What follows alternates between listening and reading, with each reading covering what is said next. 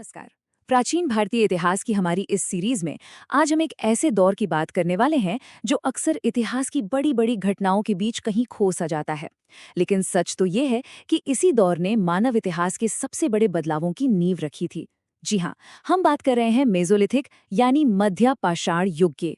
ये सिर्फ दो जमानों के बीच का वक्त नहीं था, बल्कि एक ऐसा पुल था जिसने हमारे जीने का तरीका हमेशा हमेशा के लिए बदल दिया। तो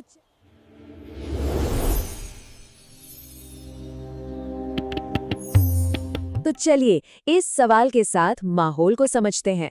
सोचिए, लगभग 10,000 ईसा पूर्व दुनिया एक बहुत बड़े बदलाव से गुजर रही थी। हजारों साल से जमी बर्फ पिघल रही थी, समुद्र का लेवल बढ़ रहा था और जमीन का पूरा नक्शा ही बदल रहा था। भारत में रह रहे शुरुआती इंसानों के लिए इसका मतलब था कि अब सब कुछ दांव पर लग गया था। उनका खाना, उनके औजार, उनका पूरा का पूरा वजूद इस बात पर टिका था कि वो इस नई दुनिया के साथ कैसे तालमेल बिठाते हैं। और बस यहीं से शुरू होती है मेसोलिथिक युग की एक अविश्वसनीय कहानी। तो ये जो मेसोलिथिक एज है, ये पुराने पाषाण युग के शिकारी संग्राहक वाले जीवन और नए पाषाण युग की खेती किसानी वाली क्रांति के बीच एक बहुत ही जरूरी कड़ी की तरह है। ये बदलाव आया गर्म और नम होलोसीन क्लाइमेट की वजह से, एक नया मौसम जिसने जीने के एक बिल्कुल नए तरीके का रास्ता खोल दिया। ये सिर्फ वक्त का गुजरना नहीं था, ये इनोवेशन का जन्म था। तो सवाल ये है कि इस नई दुनिया में इंसानों ने सिर्फ जिंदा रहने के लिए ही नहीं, बल्कि तरक्की करने के लिए आखिर किया क्या? इसका जवाब छिपा है एक जबरदस्त टेक्नोलॉजिकल लीप में। चलिए बात करते हैं इस दौर के सबसे बड़े इनोवेशन की, माइक्रोलिथ क्रांति। इस पूरे युग की पहचान है माइक्रोलिथ। ये छोटे ज्योमेट्रिक शेप के पत्थर के टुकड़े थे। चर्ट, क्वार्ट्स और कैल्सिडनी जैसे मजबूत पत्थरों से बने ये औजार सिर्फ साइज में छोटे नहीं थे, ये अविश्वसनीय रूप से वर्सेटाइल और एफिशिएंट थे। और इन्होंने इंसानी इनोवेशन का एक बिल्कुल नया चैप्टर शुरू कर दिया। यहाँ आप बागोर साइट से मिले असली माइक्रोलिथ देख सकते हैं। इनका छोटा साइज और इनकी प्रिसिजन इन्हें नए तेज तर्रार जानवरों जैसे हिरन और पक्षियों का शिकार करने के लिए एकदम परफेक्ट बनाती थी, जो बदलते हुए माहौल में अब ज्यादा आम हो गए थे। मतलब अब बड़े जानवरों के शिकार से फोकस हटकर छोटे फुर्तीले जानवरों पर आ गया था, जिसके लिए एक नई तरह की सटीकता और स्ट्रैटेजी की जरूरत थी। इन छोटे पत्थरों की असली जीनियस इनके इस्तेमाल के तरीके में थी। इन्हें अकेले यूज नहीं करते थे, बल्कि इन्हें लकड़ी या हड्डी के हैंडल में राल जैसी चीज से चिपकाकर तीर की नोक, भाले और यहाँ तक कि फसल काटने के लिए दरांती जैसे कॉम्प्लेक्स यानी मिश्रित औजार बनाए जाते थे। एक तरह से ये इतिहास का पहला मॉड्यूलर टूलकिट था।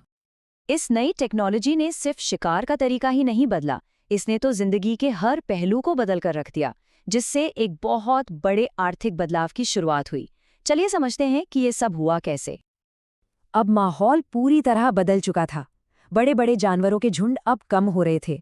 जिंदा रहने के लिए मेसोलिथिक लोगों को अडैप्ट करना ही था और खाने के नए सोर्स ढूंढने थे। तो उन्होंने छोटे जानवरों का शिकार करना, मछली पकड़ना और पेड़ पौधों को इकट्ठा करना शुरू किया। और इससे हुआ ये कि उनकी डाइट ज़्यादा डाइवर्स और स्टेबल हो गई। और मज़े की बात यह है कि ये अडैप्टेशन पूरे इंडियन सबकॉन्टिनेंट में हो रहा था। ये मैप कुछ बड़ी साइट्स दिखा रहा है जहां से हमें इसके सबूत मिले हैं। राजस्थान में बागोर, मध्य प्रदेश में भीमबेटका और गुजरात में लंघनाज।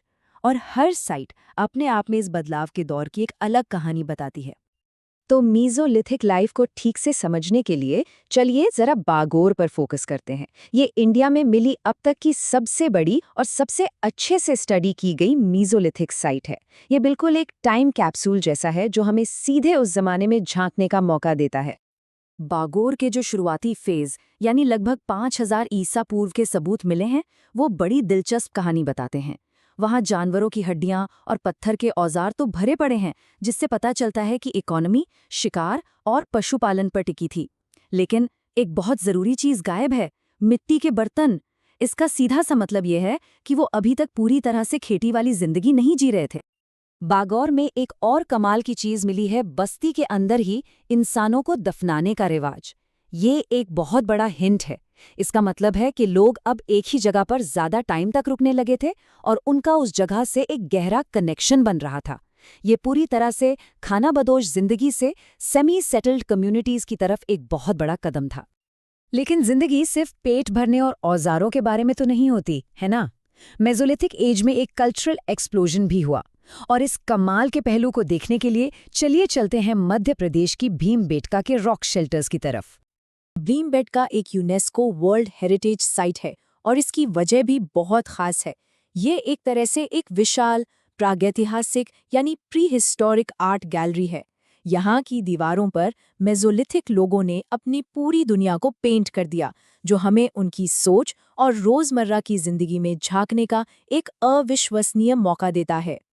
तो इन पेंटिंग्स में है क्या? हमें जंगली जानवरों की पेंटिंग्स मिलती हैं, लोग धनुष बाण से शिकार कर रहे हैं, जो दिखाता है कि माइक्रोलिथ टेक्नोलॉजी यूज हो रही थी। लेकिन कहानी सिर्फ शिकार तक ही सीमित नहीं है। हमें ग्रुप डांस, कोई रीति रिवाज और यहाँ तक कि शहद इकट्ठा करने जैसे शांतिपूर्ण पल भी देखने को मिलते हैं।